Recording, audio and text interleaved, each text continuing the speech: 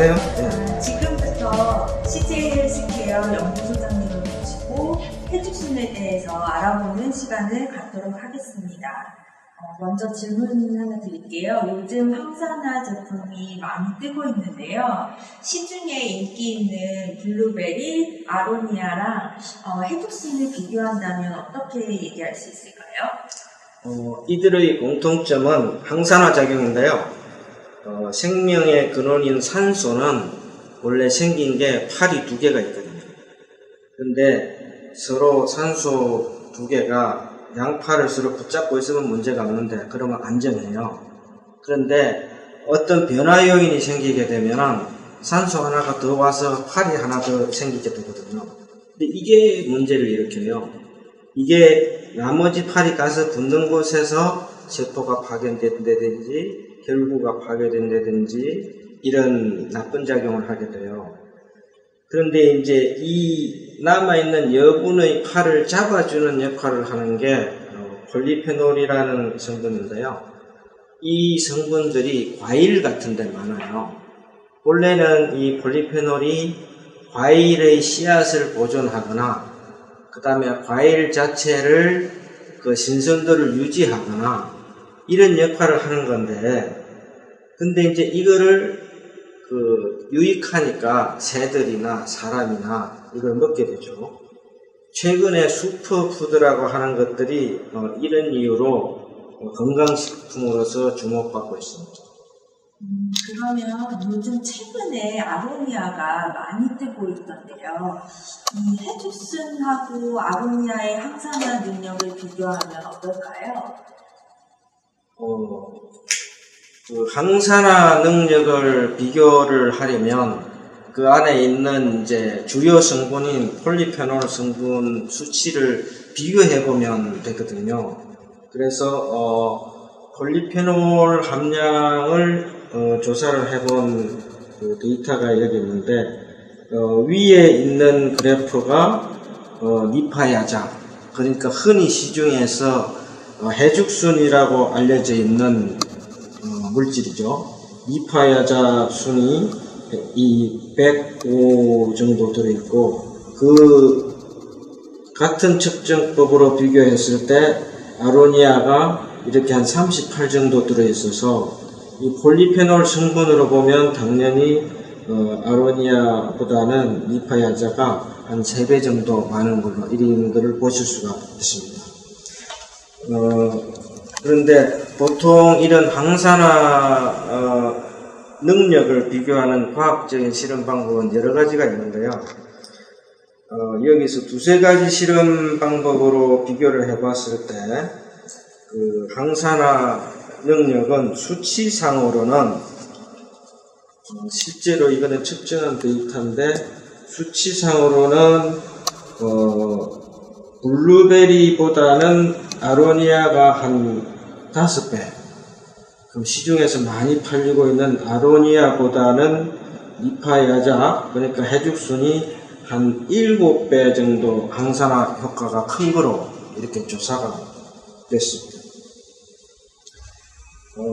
그래서 항산화가 왜 중요하냐면 항산화력이라는 게 여러 가지 만성병에 대한 예방을 추정할 수 있다든가, 그 다음에 항산화 하면은 그게 곧 항노화하고도 일부 연결되는 측면도 있기 때문에 많은 사람들이 항산화 제품을 구매한다고 생각합니다. 요즘 현대인들이 복잡한 사회생활에서 받는 스트레스, 그리고 패스트푸드와 같은 식생활, 또 불규칙한 그런 식사 등으로 인해서 면역력이 많이 약해지는 문제가 있는데요. 이런 면역력을 해결하는 데 도움이 되는 기능식품은 어떤 것들이 있을까요? 동서양을 통틀어갖고 오랜 시간에 걸쳐서 먹어갖고 지금도 먹고 있는 대표적인 소재는 인삼입니다. 인삼이 대표적으로 우리 몸의 면역력을 높여가지고 건강을 유지하게 해주는데요. 니파팜에서도 실제 조사 결과 여기 그림에서 보시는 바와 같이 위에 있는 게 그 리파팜의 조사포닌 그 함량이고 밑에 있는 게 인삼의 사포닌 함량인데 보시는 바와 같이 비슷한 정도로 사포닌도 이렇게 포함되어 있는 걸로 이렇게 조사가 됐거든요. 그래서 지금 면역력하고 관계가 있는 게 인삼 사포닌의 함량을 보면 미리 짐작할 수 있는데 그래서 아마 리파팜의 경우도 그 현지의 그 미얀마 산지라든지 또는 아니면 국내에서도 이 최근에 복용 사례가 많이 늘고 있어서 여러 소비자들이 잇몸 염증의 효과가 있다, 뭐 백페인의 효과가 있다, 이런 여러 가지 임상 사례들을 자발 보고를 하고 있는 게 아마도 이런 영향이 아닌가 이렇게 생각이 돼요. 그래서 이거는 이런 부분을 앞으로 밝히는 건 연구가 좀 더 이루어져야 될 일이고, 요약해서 이야기하면 지금 자연계에 있는 우리가 먹을 수 있는 기능성 식품은 면역에 도움이 되는 건 인삼하고 해죽순 두 가지를 특별히 꼽을 수가 있겠네요. 최근 인터넷이나 건강 사이트에서 직접 마이크로바이옴이라는 용어가 많이 나오고 있어요. 근데 이 마이크로바이옴이 무엇이고 이 마이크로바이옴이 우리 건강과 무슨 관계가 있는지 설명 부탁드릴게요. 인간은 그 수십만 년 동안 미생물하고 공존해서 살아오고 있거든요. 근데 어떤 미생물은 우리 몸에 유익한 것도 있고, 그 다음에 질병을 유발을 해서 유해한 것도 있고, 그 다음에 상당수 숫자는 우리하고 공존을 하는데 유익한지 유해한지 잘 구분이 안 돼 있는, 그리 한 크게 보면 한 3가지 정도로 이렇게 되어 있는데, 그 숫자가 어느 정도 많은가 하면 우리 몸의 모든 세포 숫자를 머리끝부터 발끝까지 쉬면 한 10조 개 내외 정도로 세포로 구성이 되어 있거든요. 근데 우리 몸에 존재하는 이 마이크로바이옴, 그러니까 미생물의 숫자는 그거의 10배인 100조 마리 정도 돼요.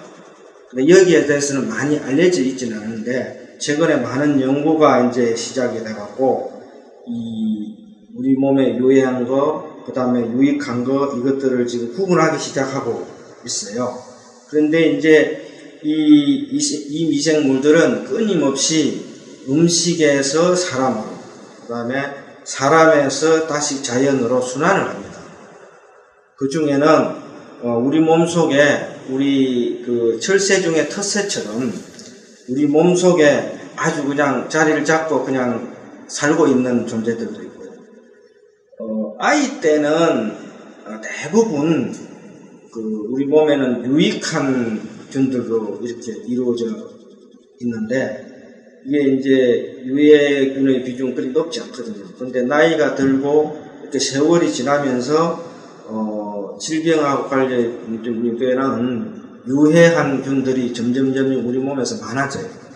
그래서 최근에는 건강을 유지하기 위해서 우리 몸에 존재하는 마이크로바이옴, 그러니까 미생물균총을 아이 때처럼 바꿔주면 건강을 유지할 수 있지 않을까 하는 쪽으로 연구들이 상당히 진행이 되고 있습니다.